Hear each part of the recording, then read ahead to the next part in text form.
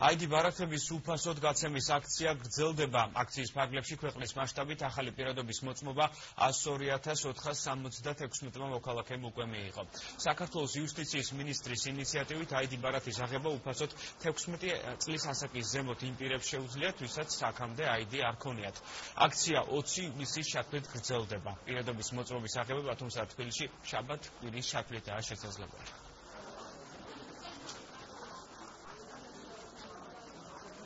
დღევანდელი აქცია უკვე დაიწყო 20 აპრილიდან და გაგრძელდება 20 ივნისის ჩათვლით.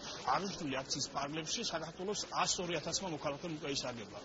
ხოლო შეეხება ბათუმში 1000-მდე ადამიანმა მიიღო შეღავათი პირადობის დამადასტურებელი დოკუმენტი. მოქალაქეებს შეუძლიათ იუსტიციის სახლებს და სახელმწიფო სერვისების განვითარების სააგენტოს ცენტრებს მიმართონ 20 ივნისის ჩათვლით.